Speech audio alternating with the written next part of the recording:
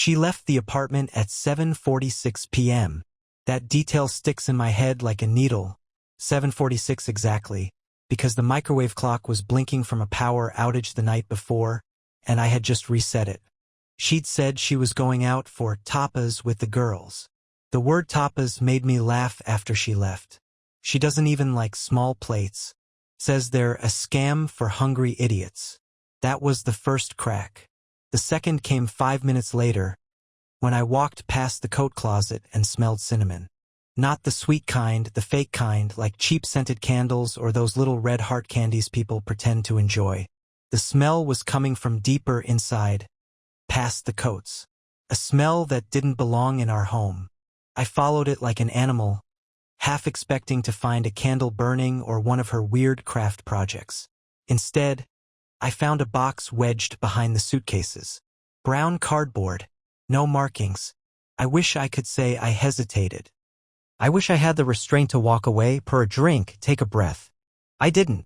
I dragged it out, tore off the tape, and opened the flaps like I was defusing something with a ticking timer. Inside were DVDs. Real, blank-face, burn-at-home DVDs. 12 of them. No cases.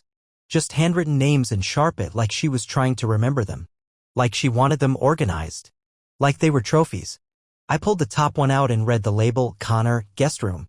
I knew Connor. I'd shaken his hand at a barbecue. He taught her how to make cocktails with rosemary foam. He smiled too much. Always held eye contact too long. My hands shook. I read the next one.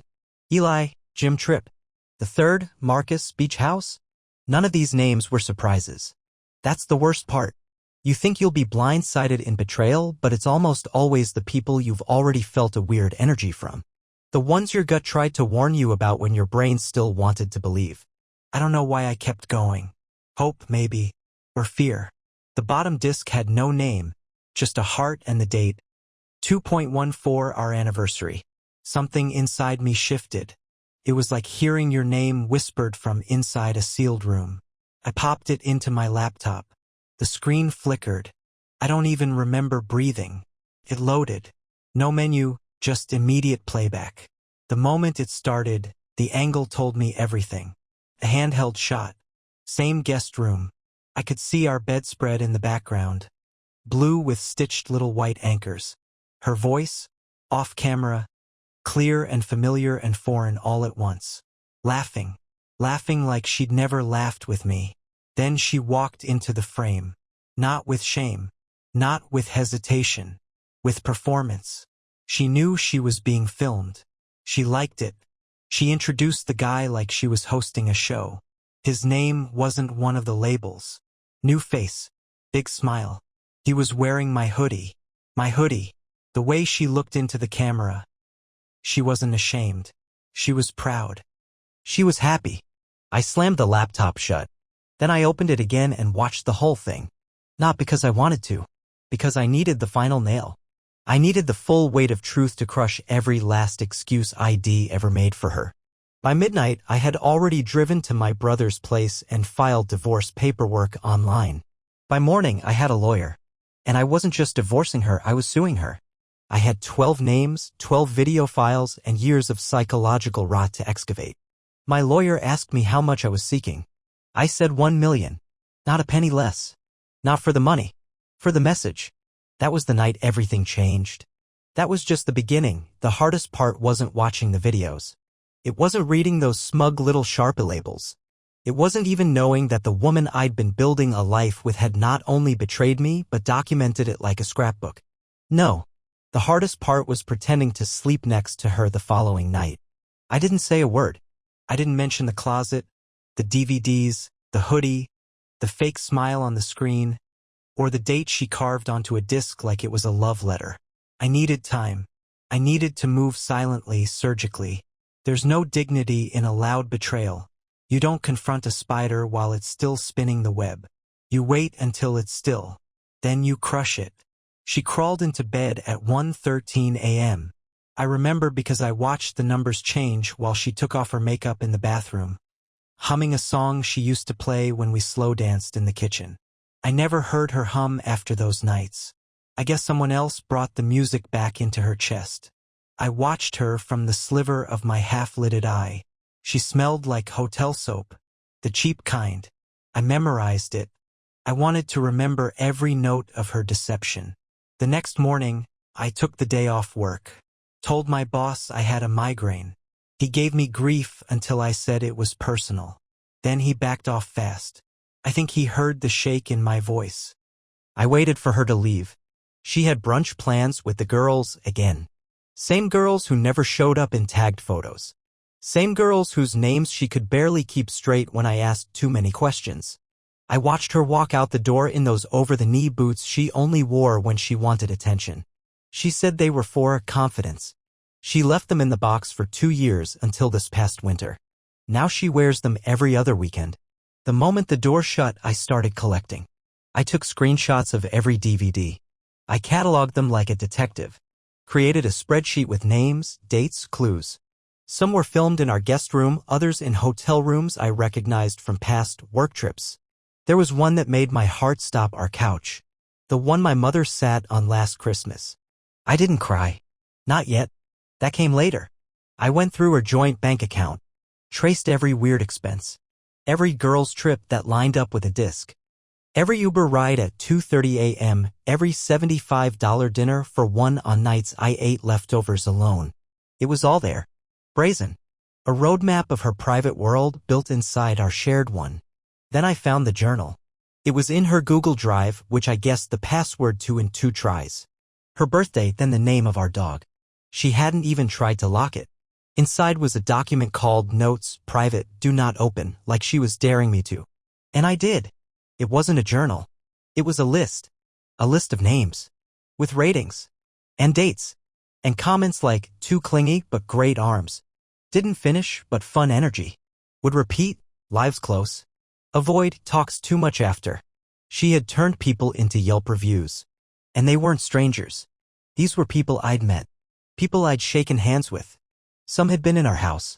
One of them had played cards with me and my dad during a game night. I copied everything. Backed it all up 3 ways. Sent it to my lawyer. Then I did something petty. I printed the list. Every name. Every comment. I folded it neatly and slid it into her wallet behind her driver's license. That night, she came home early. Said the brunch got boring.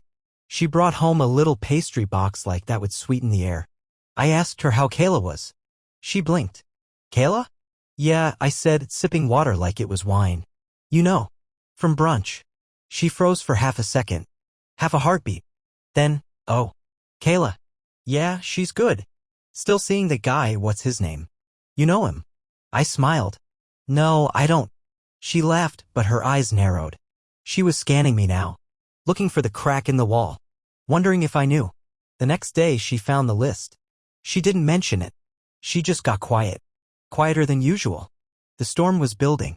We both knew it. But she didn't know when it would hit. And I was going to make sure she never saw it coming. The list changed her. She didn't say a word about it. Didn't ask. Didn't accuse. Didn't even flinch when she opened her wallet in front of me 2 mornings later to pull out her license. But something behind her eyes started ticking like a clock you forgot you'd wound. That performance mask she wore, flawless for years, started to crack in tiny, telling places. She began watching me. That was new. She'd never been interested in my movements, my time, my phone. Now she lingered in doorways a second longer. Her questions got more careful.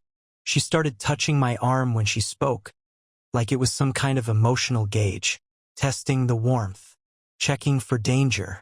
But I didn't give her any heat. I played it clean, cold, but not frozen, calm but alert. The way a man behaves when he's packing a parachute while someone's still dancing on the wing of the plane.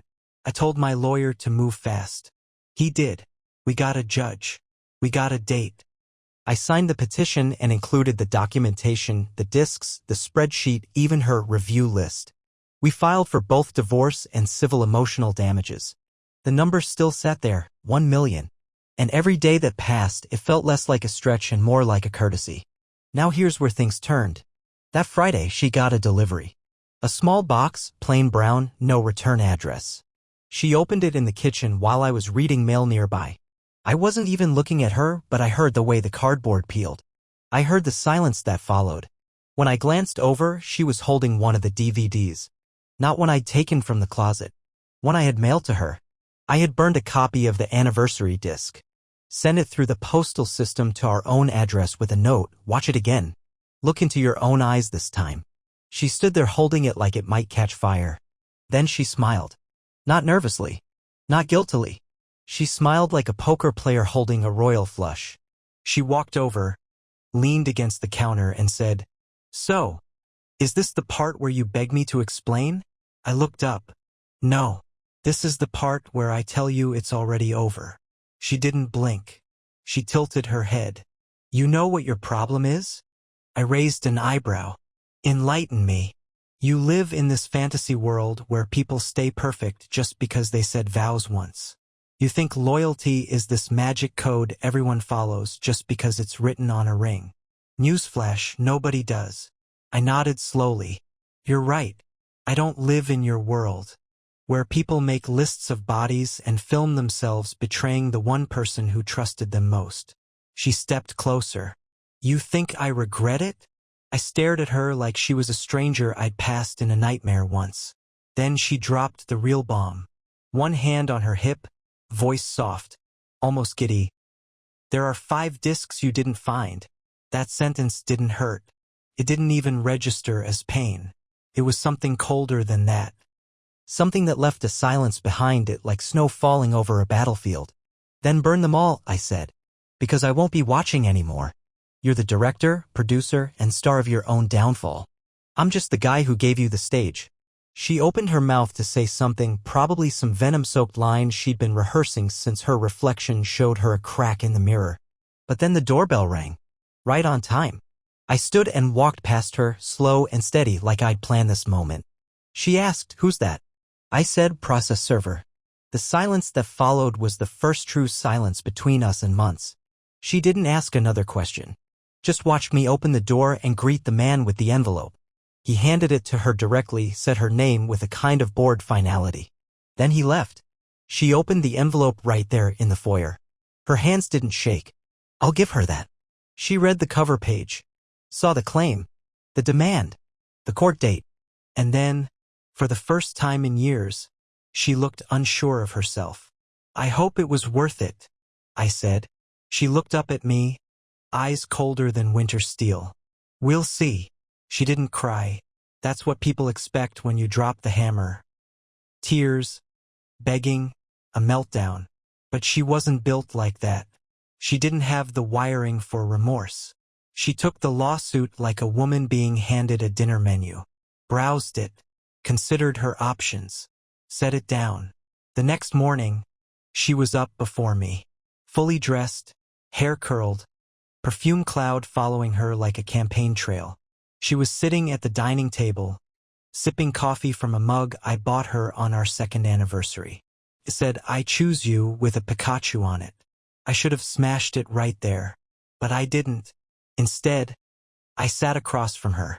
We stared at each other in silence for a full minute. It wasn't tension. It was strategy. She wanted to speak first. I let her. "I talked to a lawyer," she said calmly, like we were discussing renovations.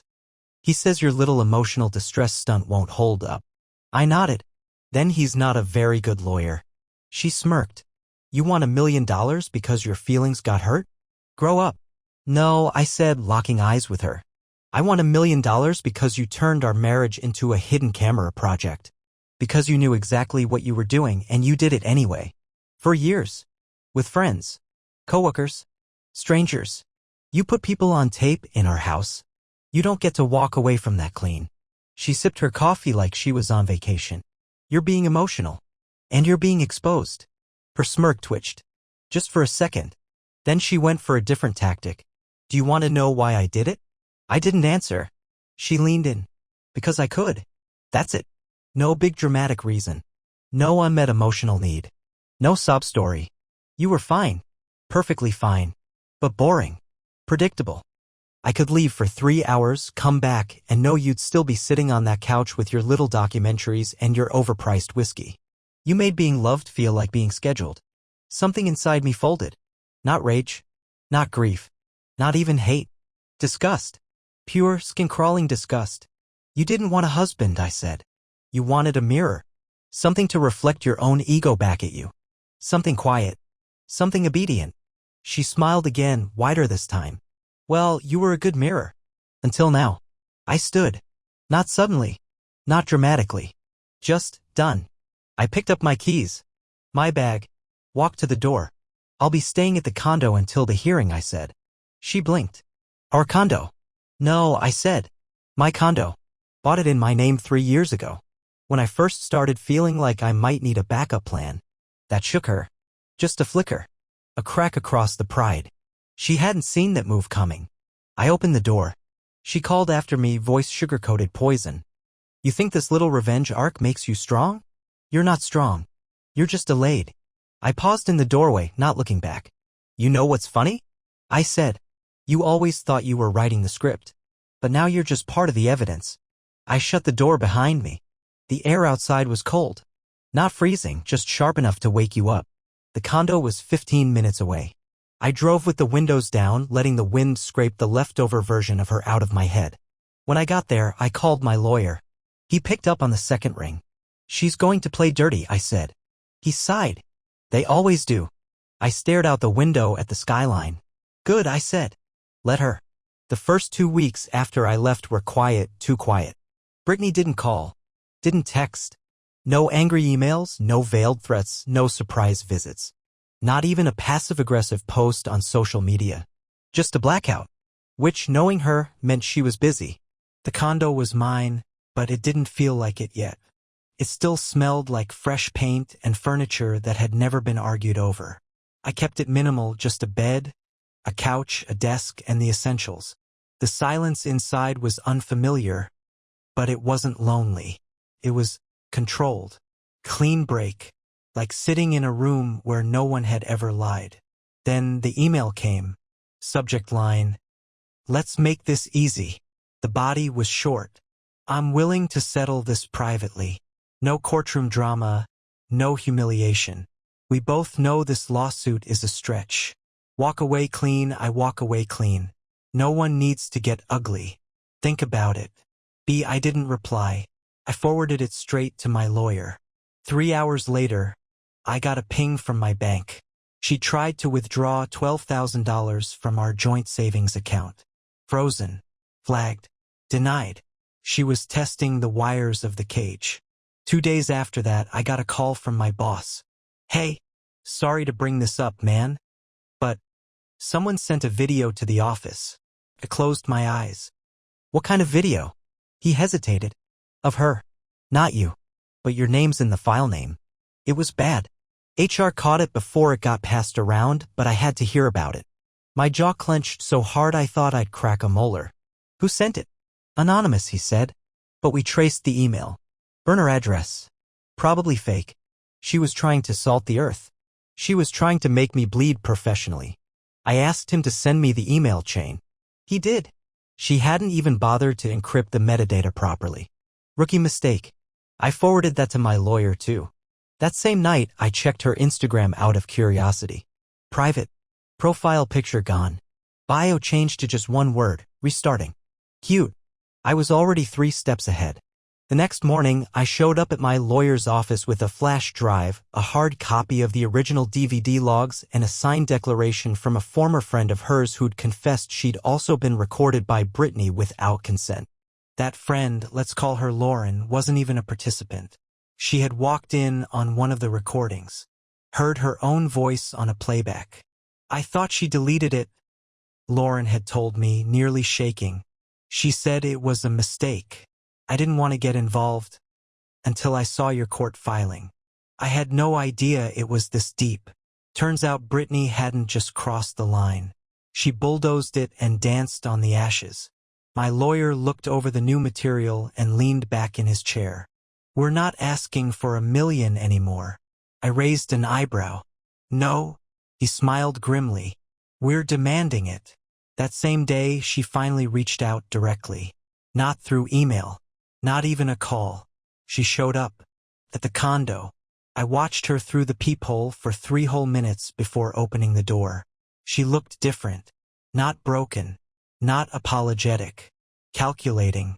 Like a chess player down by 2 queens but still convinced she could trick you into checkmate. Nice place, she said, stepping in uninvited. I didn't stop her. She walked around like she was inspecting a hotel room she might leave a 1-star review for. Not really your vibe, though. Too clean. Too quiet. I stayed silent. She turned to face me. You're enjoying this.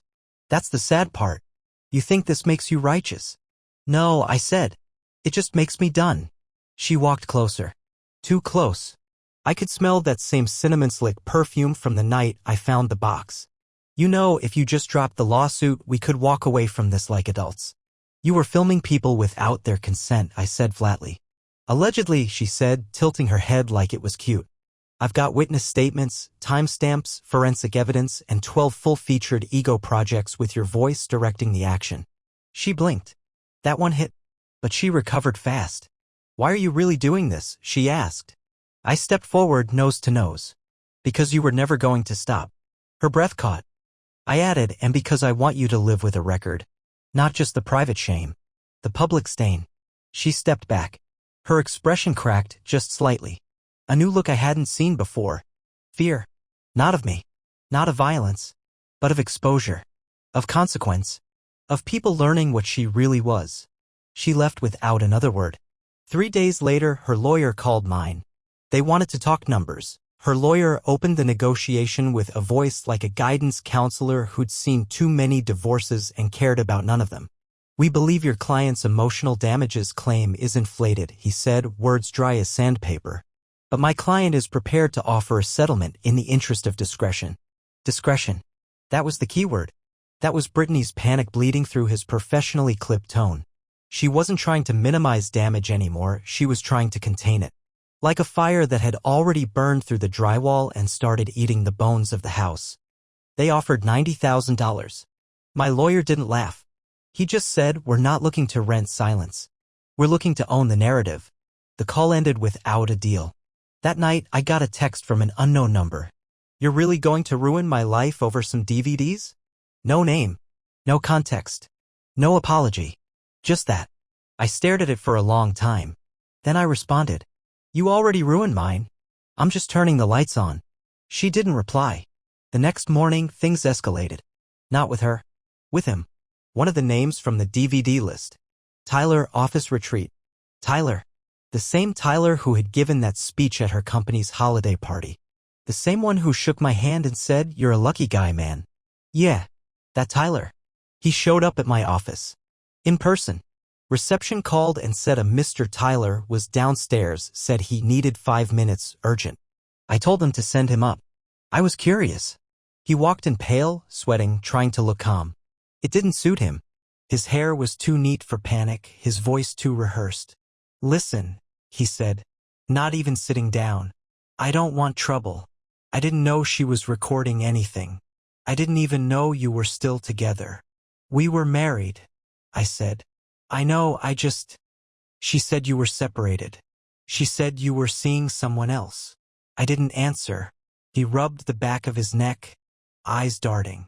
She told me it was just for fun, that you cheated first, that it was like some open relationship situation gone wrong.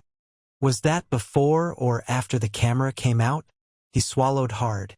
I don't remember. I didn't ask questions.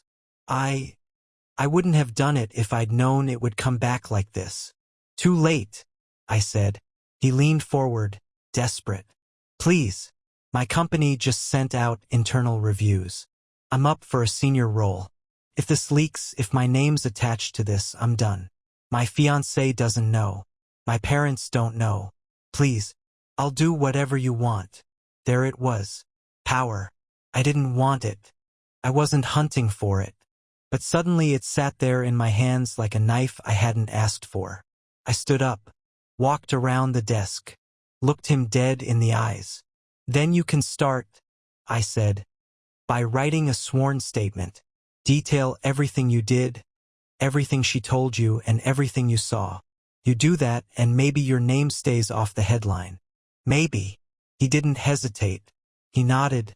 Fast. Like a man just offered a rope after walking off a cliff. I will. I swear. Just, please don't tell my fiancé. I won't, I said. But the truth has a way of walking out the front door on its own. He left in a haze. I added his name to the affidavit stack. The wall was cracking from her side now. Not mine. She'd built an empire on charisma, deceit, and impulse. But empires don't fall because of enemies. They fall because of the people inside them scrambling for a way out. That weekend, I got a message from a woman named Clara. I didn't recognize the name at first until she sent a picture of herself at our engagement party. She was a coworker of Brittany's. She'd been on one of the DVDs too. Clara, Wine Night. I didn't know I was being recorded, she wrote. I've been trying to forget about that night for years, but now I'm ready to talk. If you want my statement, I'm in. One by one, the names stopped protecting her. One by one, the dominoes she'd lined up so carefully started falling toward her. And I wasn't pushing them. I was just watching. 3 more names fell within 5 days. It wasn't me pulling strings. I wasn't making threats or showing up at doorsteps. I didn't need to. That's the thing about someone who builds a web. They never expect the flies to start chewing their way out. After Clara came Devin. Quiet guy. Tech department. The kind who doesn't get noticed unless your Wi-Fi's down. He sent an email late at night with the subject line, I didn't sign up for this. Inside was a typed statement. Signed. Dated.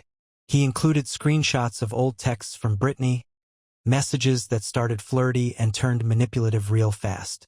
She'd pressured him, promised him privacy. She used phrases like, just between us artists, and this never leaves the room. She made him feel safe. Then she filmed him without saying a word. And now, he was shaking through his keyboard.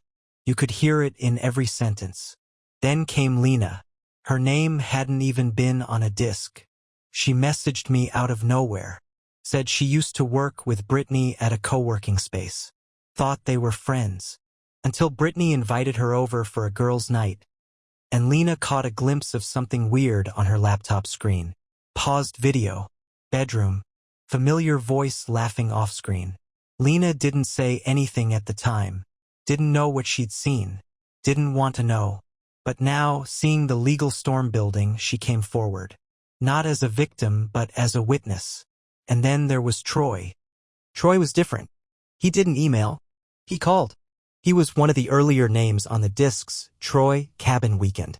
I remember watching that one and feeling like I was seeing some alternate version of my life, one where my house, my wife, and my trust had been rented out for someone else's cheap high.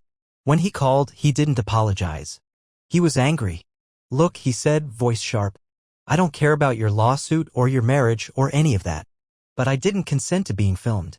I didn't know. I've got a career. A wife. Kids. He paused. And if that footage ever leaks, I swear to God, I will bury her in court myself. We talked for 40 minutes. Turned out Brittany had told him we were divorced. That I was a bitter ex living in another city. She had a whole fake life she used to grease these encounters. Different stories for different people. Different lies depending on what she needed. But the pattern was always the same. Her. A camera. And a grin. By the end of the call, he was in. Sworn statement. Willing to testify. One more nail. Meanwhile, she was unraveling. Not publicly. Not yet. But I could feel it through the walls of silence she was so used to hiding behind. There were tiny signals. Her sister messaged me. Asked if Brittany was okay. Said she'd been strange lately. Nervous. Reclusive. Avoiding calls. Said she mentioned some legal drama. But wouldn't say more. I told her sister everything. Every disc. Every name. The lawsuit. The upcoming court date. She didn't reply after that. 3 days later, Brittany posted a black square on Instagram with the caption, "Sometimes silence is survival." There were no comments. Just likes. Blind, automated support from people who didn't know the story behind the shadows. But more interesting than the post was the DM I received a few hours later. From her. No venom this time. No manipulation. Just 5 words. Can we talk in person? I didn't answer right away. I sat with the message for hours. Read it in different lights. In different moods. Eventually, I replied, "Tomorrow, noon. My lawyer's office. You're not walking into my space ever again." She agreed. And for the first time in this entire spiral of rot, I wondered, was she finally going to break? She showed up 5 minutes early. That alone told me everything. Brittany had never been early for anything in her life. Not dates, not meetings, not even our wedding. She was the kind of person who made time bend for her, who acted like clocks were suggestions and other people's schedules were fiction. But that day, she arrived before me, sitting in the waiting area of my lawyer's office, legs crossed, dressed like she was going to a funeral. Maybe she was. She didn't look at me when I entered, just stared at the wall like it was speaking to her. We were led into a small conference room, neutral, windowless, clinical. My lawyer sat on one side. Hers joined 5 minutes later, all tight suit and forced patience. He nodded at me. I didn't nod back. When the door closed, Brittany finally spoke. "I want to settle. No preamble. No charm. No act. Just that." My lawyer leaned in. "Our terms haven't changed." She exhaled through her nose, like someone preparing for a very long, very public confession. "I want this to end," she said. "I want to move on. Whatever number you want. Let's just talk." I said nothing. She turned to me, and for the first time since this all began, I saw something in her face that almost looked like sincerity. Almost. "I was stupid," she said. "I did reckless things. I didn't think anyone would ever find out. It wasn't about you. It was about me. I felt powerful." "You were powerful," I said quietly. "Now you're just exposed." Her lawyer jumped in, talking numbers. He was trying to get us off the million. He said phrases like mutually agreeable, and equitable closure, and reasonable emotional restitution. My lawyer responded with dates, footage logs, testimony copies, and the final kicker, a timeline proving that 3 of the recordings were made after I had confronted her. After she knew what I had found, the room changed. Even her lawyer blinked. "Wait, you kept doing it after he found the box?" She went quiet. That silence was louder than any breakdown could have been. "Are you serious?" I said, my voice steady but something underneath it trembling. She looked at me with glassy eyes, but not the kind that say, "I'm sorry." The kind that say, "I got caught, and that still offends me more than it hurts you." "I don't know why I did that," she said finally. I wanted to feel like I was still in control. I laughed. Actually laughed. Not out of humor. Out of something darker. Something hollowed out. "You kept filming after I told you I knew. You doubled down." She stared at the table. Her lawyer had stopped defending her. And then, without raising her voice, she said, "You don't have to take the money. You can take everything." The room went still. "I'll sign over the condo, the car, my half of the account. You want the furniture? Fine. The dog's dead, so you don't have to fight me over that either. You win. Okay. You win." She said it like it was a favor, like she was offering me closure out of mercy. My lawyer opened his folder slowly, pulled out a sheet, slid it across the table. "These are our final terms," he said. "You'll sign here, here, and here. The settlement stays at 1 million. The assets transfer are part of it. You waive further litigation. We waive public disclosure. We seal the records. No media. No interviews. No books. Nothing." She looked at the paper like it was written in blood. "I sign this," she said. "And it all goes away?" "No," I said. "I go away. The shame? That stays with you." She picked up the pen. Her hand hovered. Then she signed.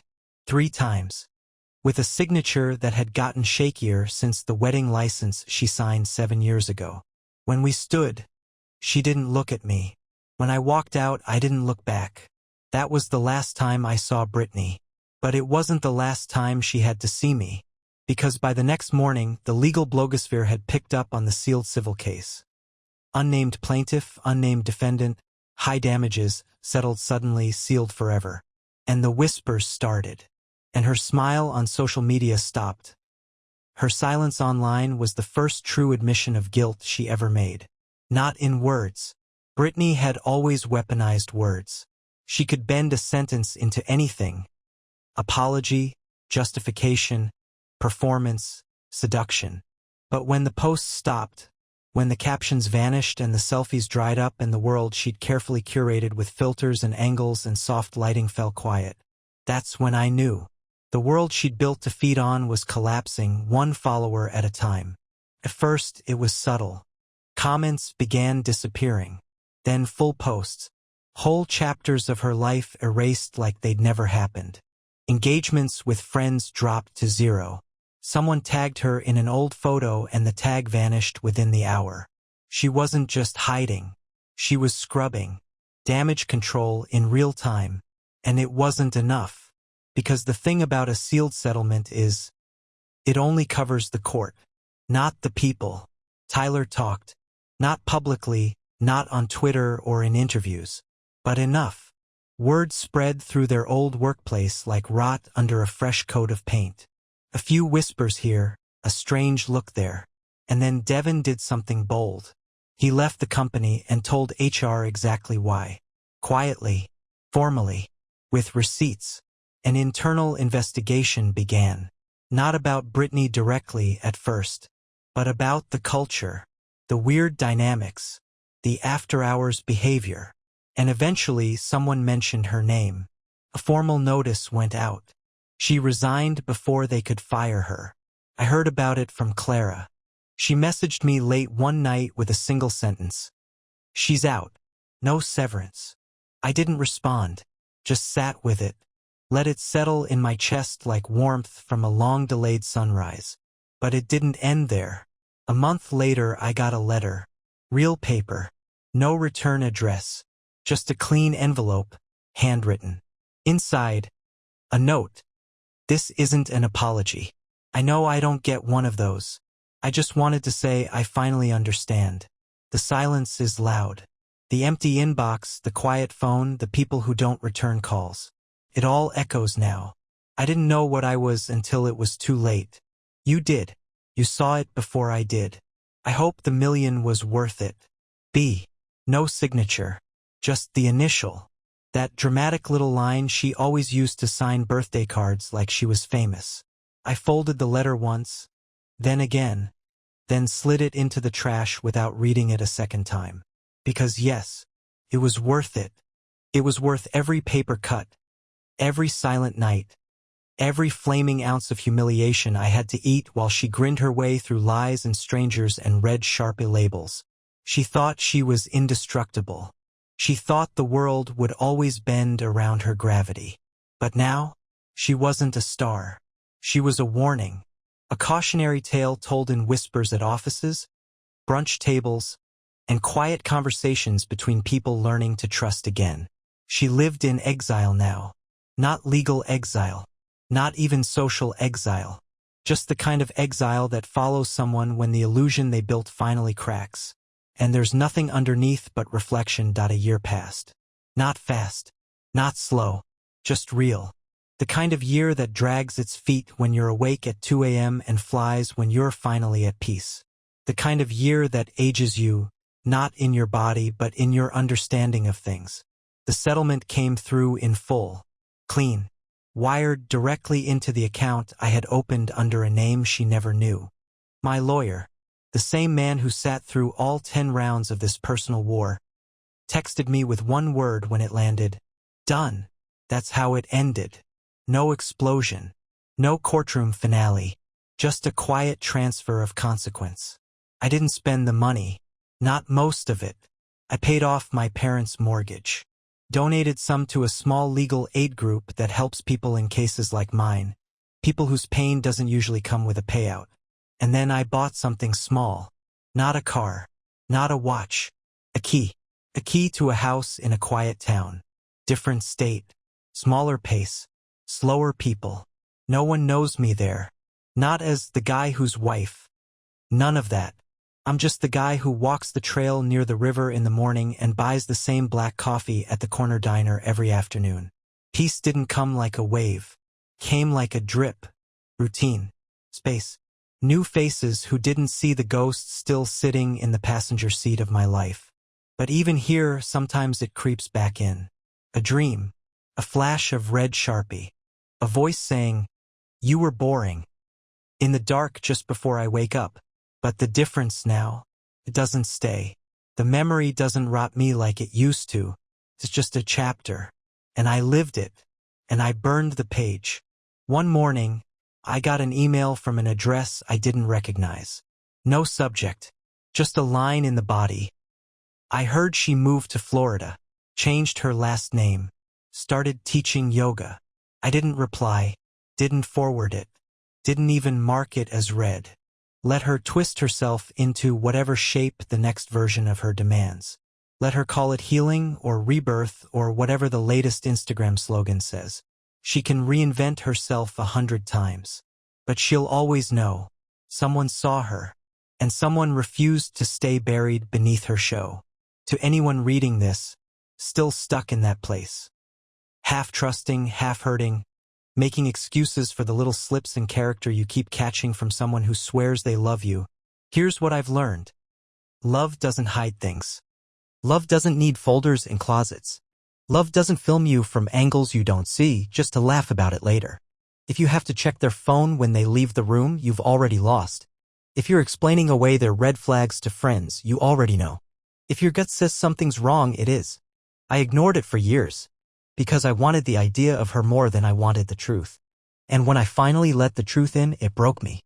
But then it built me. And now? I'm not healed. But I'm free.